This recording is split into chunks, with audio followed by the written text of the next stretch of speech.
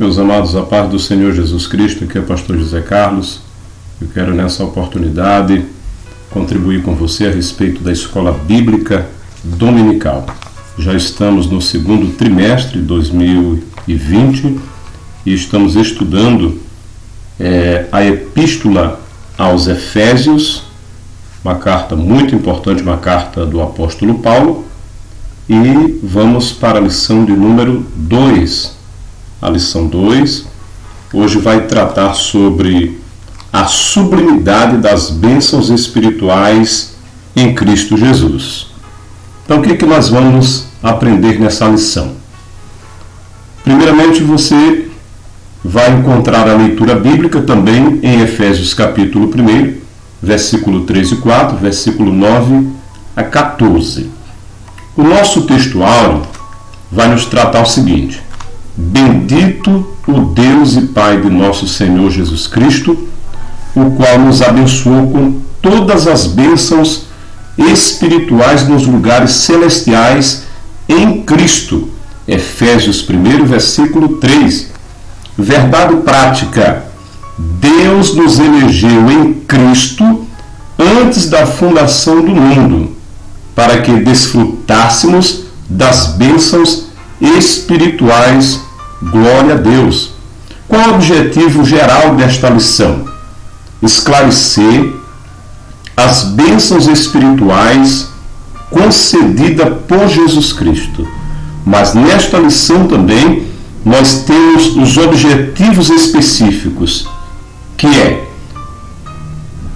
refletir a respeito da nossa nova posição em Cristo.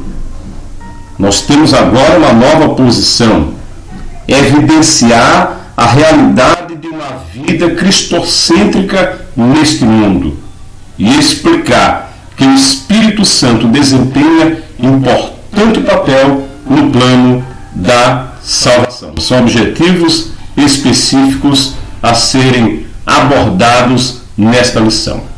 A introdução nós temos. Nesta lição nós vamos abordar a grandeza, a excelência e a perfeição do projeto divino para conceder bênçãos espirituais aos seus escolhidos. Desde a eternidade, aprove a Deus executar um plano de restauração e reconciliação com a humanidade caída. Por isso que na carta o apóstolo Paulo se mostra profundamente agradecido pela revelação do mistério que estivera oculto desde todos os tempos. Ele nos convida a louvar e a glorificar a Deus pela sua bondade, misericórdia para com todos os pecadores. Glória a Deus. Então, no nosso primeiro ponto da nossa lição, nós vamos abordar o seguinte: a nova posição em Cristo. Agora, nós estamos em Cristo, somos considerados novas criaturas. No passado estávamos perdidos, condenados à morte eterna, mas por sua infinita graça, Deus nos outorgou em Cristo o privilégio da salvação. Glória a Deus. Você pode glorificar a Deus porque agora você está em Cristo Jesus. E a Bíblia vai nos dizer na carta aos Romanos que quem está em Cristo, ele não será condenado. Paulo diz também que somos novas criaturas, coisas velhas se passaram e eis que tudo se fez novo. Glória a Deus. Louvado seja o Senhor. Nós temos, no número 1, a doxologia. O que é isso? É uma palavra de exaltação, de louvor. Então, o autor ele inicia aqui louvando, exaltando o Todo-Poderoso. Glória a Deus, a partir do versículo 1 e 2. Então, essa é uma palavra de manifestação de louvor. Essa palavra doxologia, enaltecendo a Deus através de expressões, onde Deus seja louvado, aleluia, bendito seja Deus, expressões assim. E nós temos aqui a doxologia. Após expor os versículos de abertura da epístola, o apóstolo Paulo apresenta uma sequência de textos que se caracteriza pela verdadeira adoração e bondade ativa de Deus. Ele começa pela frase: bendito Deus e Pai de nosso Senhor Jesus Cristo, onde bendito significa digno de louvor. O apóstolo dá sequência até o versículo 14 por meio de um maravilhoso tributo ao Eterno e suas muitas bênçãos concedidas aos homens. Nesse trecho bíblico, trata-se de um hino teológico de gratidão, caracterizado pela repetição do seguinte refrão: para louvor e glória da sua graça, no versículo 6, ou para louvor da sua glória, nos versículos 12 e 14. Então aqui ele está exaltando o nosso Deus Todo-Poderoso, aquele a qual devemos adorar. Está identificado na expressão Deus e Pai de Jesus Cristo, uma clara referência à Santíssima Trindade, com ênfase na natureza divina de Jesus, seu Filho. Então o apóstolo Paulo, ele exalta o nosso bendito e maravilhoso Deus, que é digno de ser adorado. Que você também, eu e todos nós, possamos engrandecer o Todo-Poderoso, que merece toda a honra, toda a glória, todo o louvor.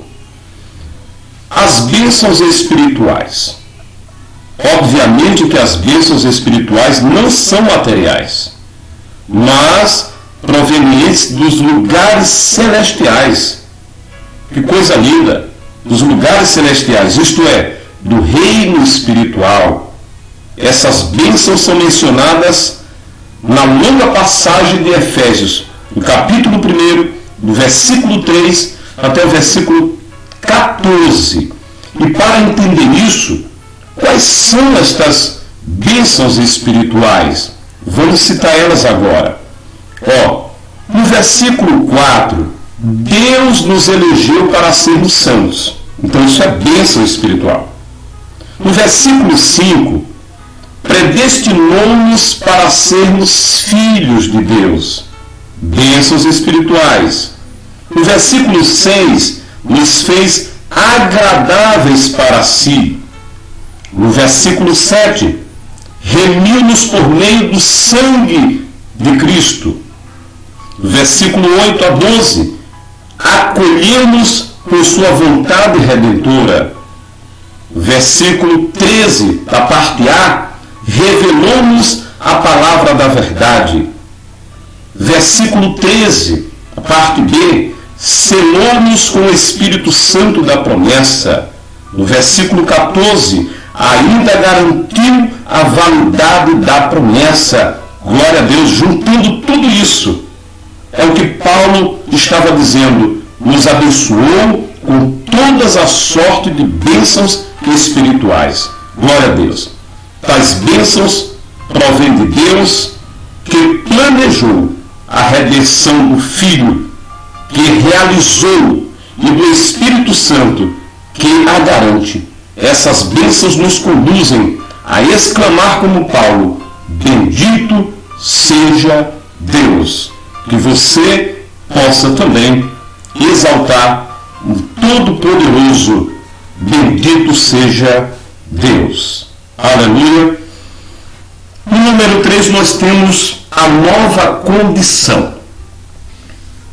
A expressão em Cristo, como a Bíblia diz, estamos em Cristo, significa que somos abençoados com toda a bênção espiritual, a partir de sua pessoa e obra realizada no Calvário.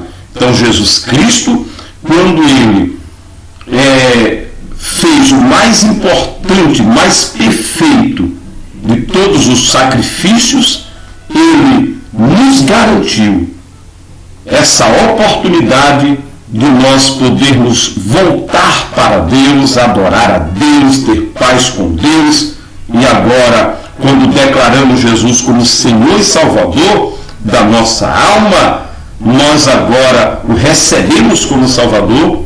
A Bíblia diz que nós estamos em Cristo. Glória a Deus. Relaciona-se ainda com a nossa experiência de conversão a Ele. Quando nos convertemos, é o que diz Paulo na segunda carta aos Coríntios 5,17. Agora quem está em Cristo, nova criatura é. As coisas velhas se passaram, então estamos em Cristo. Essa nova vida é conferida somente para quem está em Cristo. Essa é a grande diferença entre os que servem a Deus e os que não servem. Estamos na mesma terra, no mundo pecaminoso, mas servimos a Deus, temos um compromisso com Deus e estamos em Cristo Jesus. Aí está fundamentado a nossa esperança. Então nós estamos vivendo essa nova vida, não é? Que é uma vida oposta à antiga vida, onde estávamos em Adão, escravizado pelo pecado. Desse modo, não andamos mais em trevas, mas como filhos da luz, conforme Romanos 5,8. Portanto, nova posição é caracterizada pela salvação em Cristo. E por isso, desfrutamos de todos os benefícios advindos dessa redenção. Então, meu amado irmão, você está agora em Cristo. Essa é a nova condição da pessoa que um dia declarou Jesus como Senhor e Salvador. Você não é mais do mundo, você não é mais das trevas, você não é mais do maligno, mas você pertence agora a Deus por meio de Jesus Cristo. Paulo diz isso também na carta aos Romanos, no capítulo 5, que agora nós temos paz com Deus por meio de nosso Senhor Jesus Cristo. Glória a Deus. No segundo ponto, vai tratar uma vida cristocêntrica neste mundo. Isto é, embora o pecado tenha adentrado ao mundo, Deus projetou a primazia de Cristo na remissão dos pecadores e na restauração de todas as coisas para o louvor da sua glória. Uma vida cristocêntrica, isto é, Cristo deve estar no centro da nossa vida, de tudo. Cristo é o centro. Glória a Deus. A revelação do mistério. A frase descobrindo-nos o mistério da sua vontade, como está no versículo 9, sinaliza a revelação da verdade que estava oculta aos santos de Deus, conforme Colossenses 1:26. Essa verdade diz respeito aos decretos eternos que Deus planejara por sua soberana vontade, com o propósito de quê? De salvar os pecadores. É o que está escrito em João 3,16. Porque Deus, Ele amou o mundo de tal maneira que deu seu Filho unigênito, para que todo aquele que nele crê não pereça, mas tenha vida eterna. Então aqui está a vontade divina. Essa vontade, ela é revelada segundo o seu beneplácito, isto é, de acordo com o que lhe agrada fazer, por amor e misericórdia. Então a vontade de Deus foi salvar a humanidade. Deus projetou a nossa salvação enviando seu Filho Jesus para nos salvar. Glória a Deus. Sua vontade foi executada conforme o seu desígnio por intermédio de Cristo.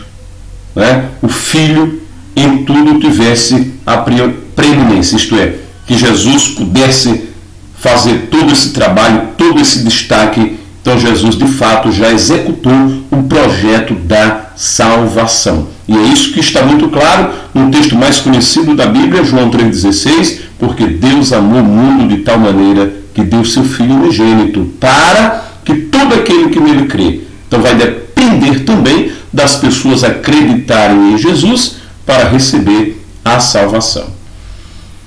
Ele fala também da plenitude dos tempos. O que Paulo está querendo revelar?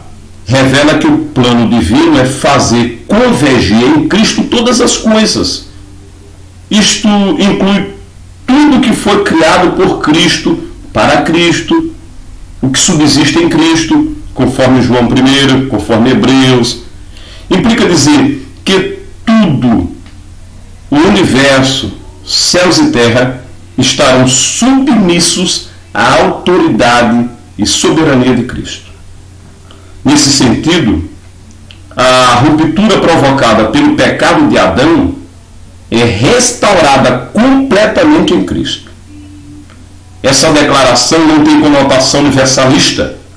A ideia de que, no fim, todos serão salvos, mas que finalmente tudo será como Deus planejou. Esse é o sentido.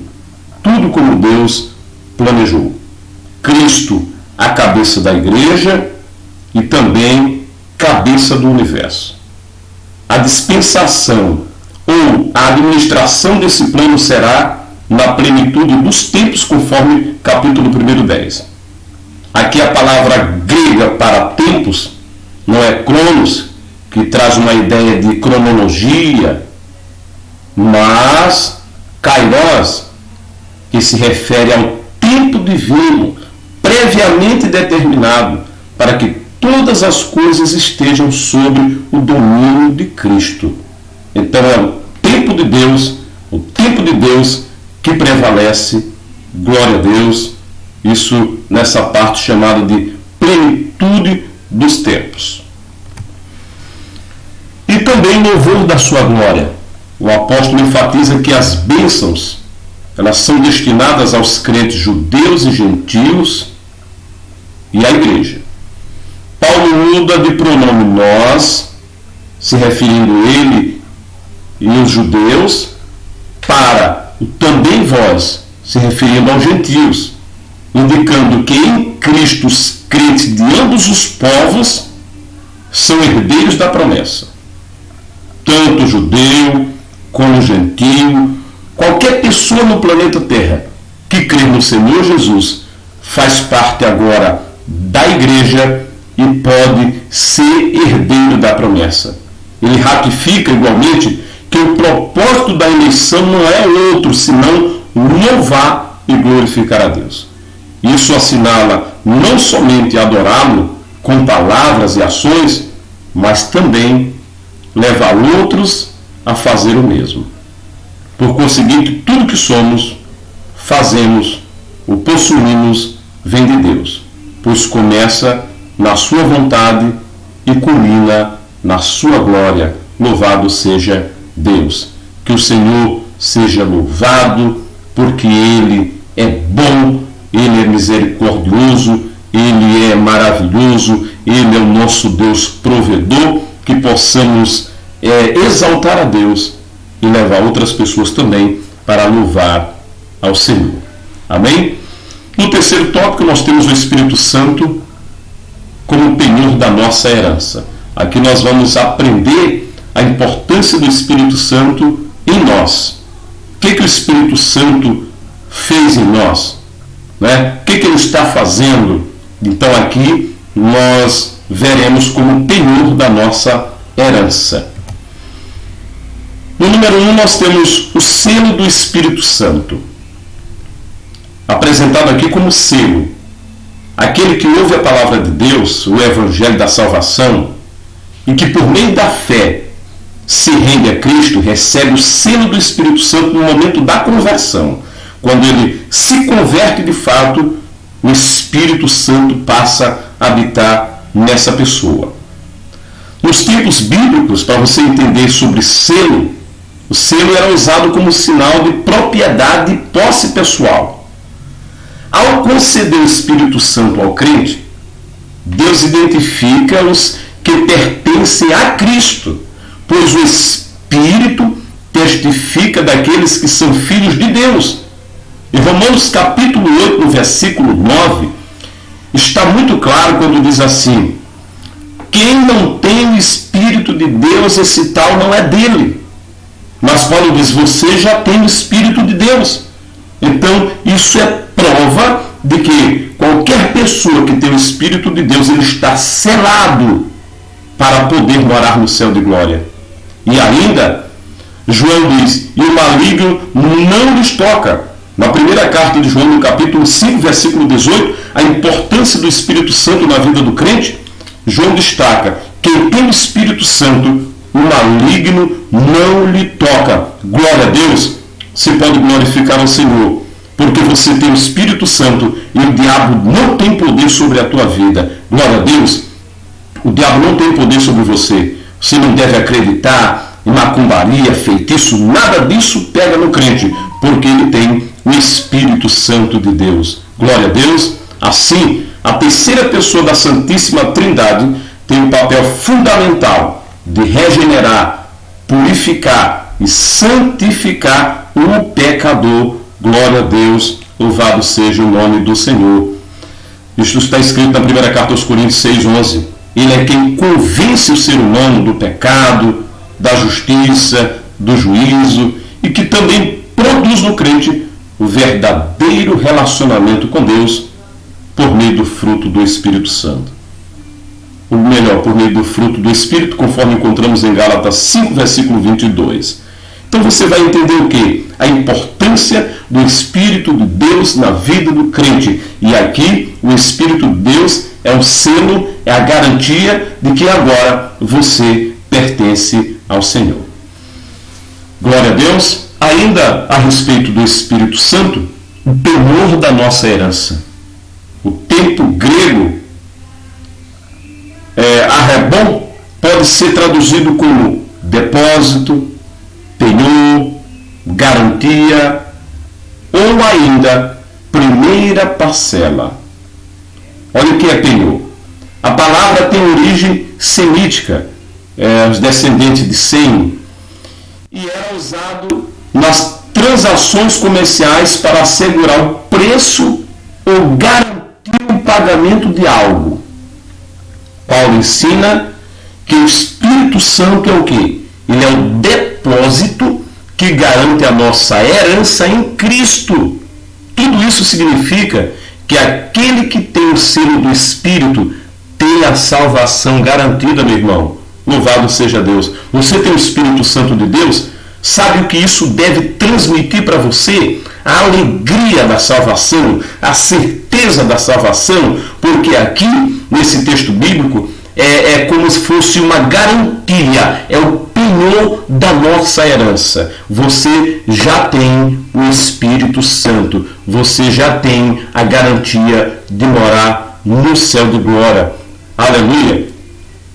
Então, louve a Deus por isso. Isso não quer dizer que o crente está salvo para sempre, independente da sua conduta, mas que a redenção está validada aos eleitos em Cristo que permanecem fiéis. É isso que diz a Bíblia em Mateus capítulo 24, dizendo, aquele que permanecer até o fim será salvo. Então que você possa permanecer em Cristo Jesus até o fim para salvação. Glória a Deus. Qual a conclusão da nossa lição? Nessa porção da Epístola aos Efésios, o plano divino revelado resulta na reconciliação do ser humano com Deus por meio de Cristo e na restauração de todas as coisas visíveis e invisíveis. Ambos os propósitos devem redundar em louvor e glória ao eterno Deus. Na plenitude dos tempos, todo desígnio divino estará plenamente executado. Glória a Deus, que você possa continuar na presença do Senhor, e durante esses 3 meses vamos estudar toda a epístola aos Efésios e aprender mais do nosso Senhor e Salvador Jesus Cristo. Amém. Para a honra e para a glória do nome santo do Senhor, que pode todas as coisas. Que Deus te abençoe. Jesus te ama. Glória a Deus.